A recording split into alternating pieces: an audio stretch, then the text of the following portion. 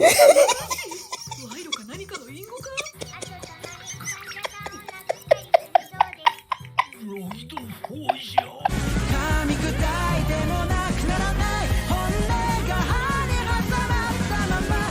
everyone, I'm going to react to Spy Family, episode 20, Investigate the General Hospital. Oh, General Hospital. Our General Hospital with the superpower, so it's like, when I read that, I'm like, oh, Decipher the Perplexing Code. Okay.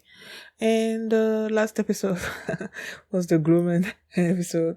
He wanted revenge on Damien because in his mind, Damien's father basically bankrupted their company, and he felt like that was going to be his last day of school, and then the kids did a whole bunch of stuff for him. Turns out it wasn't true. Oh, yeah, but they did make me cry though. Like, there was a moment where they made me cry. Yeah. Okay, so that's what happened last episode. And before we get into this one, if you guys have a reaction, please give it a thumbs up, subscribe, and please consider supporting me on Patreon at patreon.com/feeling me. And now let's start this episode, and here we go.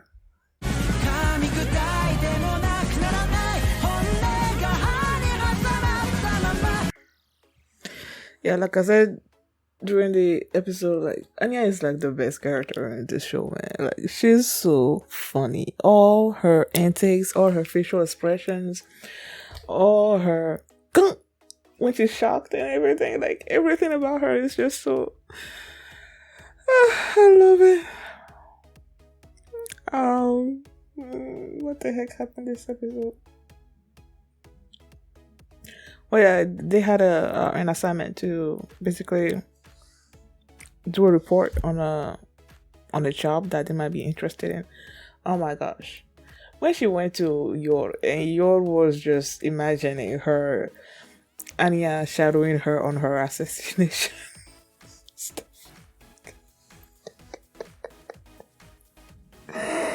Oh my gosh.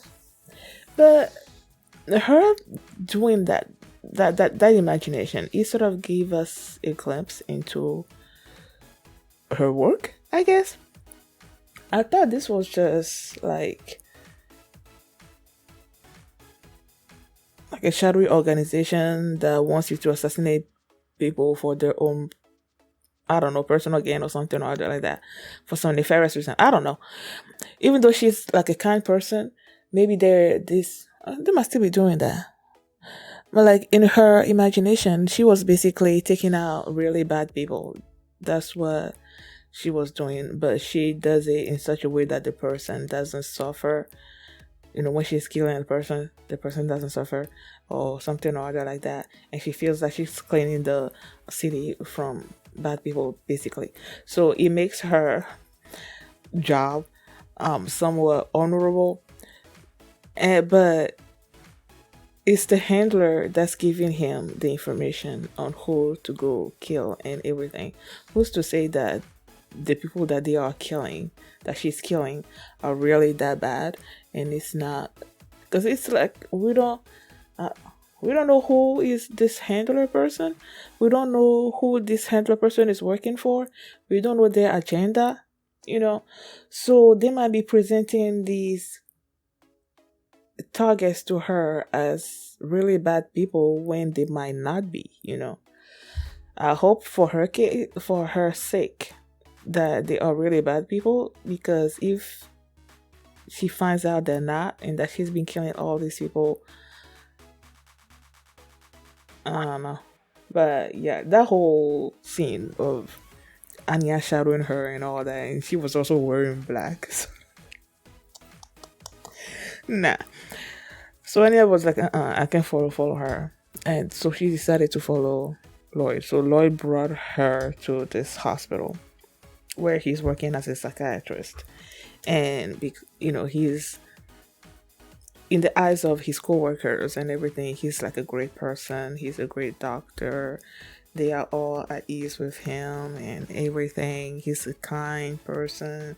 And of course he's kind, but like, he's also doing all of this to foster more relationships so that he can gain information and everything.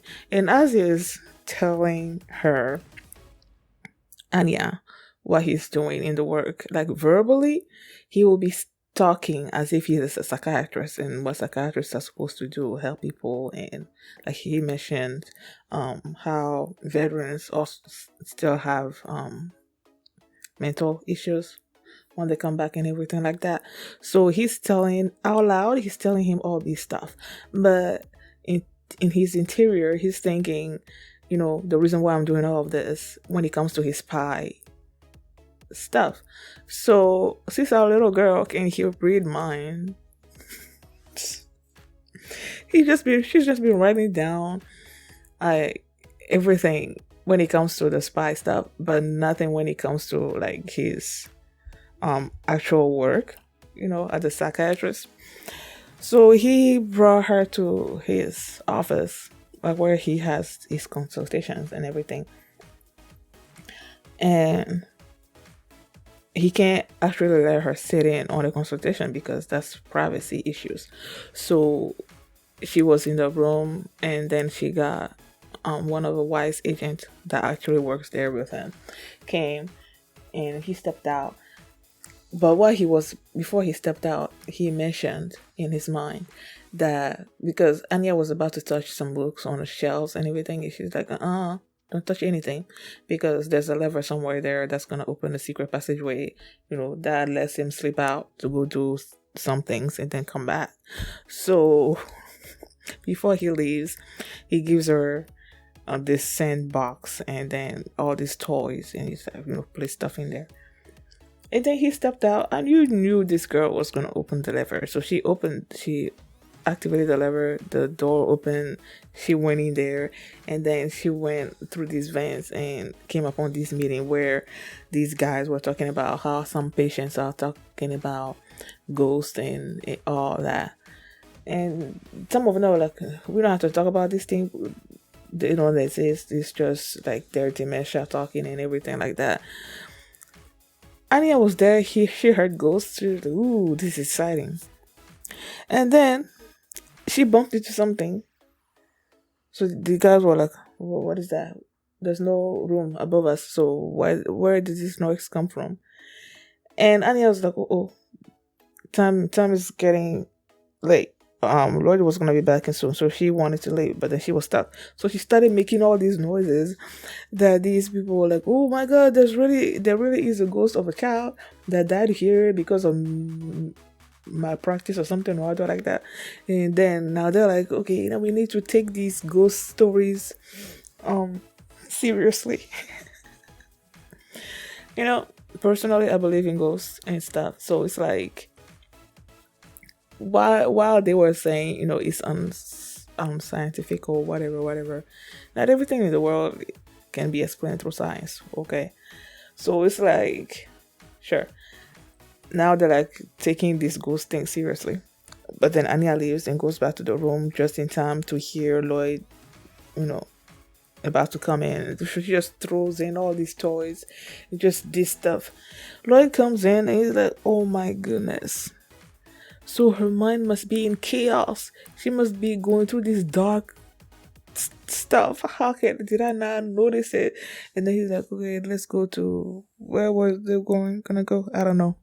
But he's like, I need to really pay attention to this little girl because, the sandbox and the toys and everything, he uses that as a way to gauge a person's mindset and everything. So the fact that she threw in all these things, and then he's like, what are these? Some of the toys so like deep under the sand. She made some excuse about this rolling attack from something. I don't know. This little girl, man. So yeah, Lloyd decided to devote, I guess, a lot more time on her. And then when Lloyd was like, okay, let's look at all the notes that you've taken. And I'm like, oh, she wrote spy notes and everything. But then the things that she wrote down was so ineligible that Lloyd couldn't make out anything. So, Lloyd was like, okay, I'm going to help you with your report and everything. Or Anya said that she was going to do better on her reports. Either way, the day of the report came. And it started out great.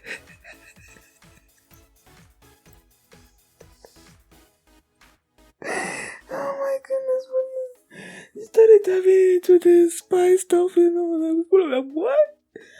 Oh my goodness. She's so funny. But Lloyd was able to clear everything out, so everything up. So that was good. And then the second part of the episode was after she saw an episode of Spy. Was it Spy Games? I don't know. I don't remember how the show's called. And then there was the code that was deciphered and the thing, so she decided to make one of hers. But because her writing is not all that, as Lloyd pointed out, she asked for um yours help. So she made the code and she was distributing the code to people and to be like top secrets. She gave one to Scruffy Head Frankie. So Frankie at first was like, huh. He pocketed it and then that was it. And then at home or wherever he was, the thing fell, so he picked it up. The thing was smelling nice and fresh and womanly. You know, it was right after Yor had done, I don't know if it was laundry or something or other like that, and her clothes and everything that she was holding was smelling really good. So that smell probably transferred to the paper. So my boy is thinking that it was some kind of romantic stuff from another spy and everything. And when he deciphered the code and whatnot, and then showed up at the bridge, and he was wearing nice tux and was holding flowers, and then they zoomed in on his eyes and I'm like, oh my god, this guy didn't sleep. So in my mind I'm thinking, did he spend all this time trying to decipher the code? But no, he's a spy. He was able to decipher really quickly. But it's just the him thinking that he was gonna meet this girl that kept him awake. I'm like, oh, poor you. And then the little girl herself that wrote this code, he's sleeping. Poor Frankie, man. He just wants love, man. Oh, yeah. Thank you guys for watching. And if you like this reaction, please give it a thumbs up, subscribe. And if you want to see my reaction to the next episode, you can do so by checking out my Patreon at patreon.com/feelingme. And you can also see the full length of this reaction that as possible. Thanks for watching, and I will see you next time. Bye. Rushing like a great, and he won't let go. Whoa. Rushing like a tick, tick, tick, tick, it's ready to blow. Whoa.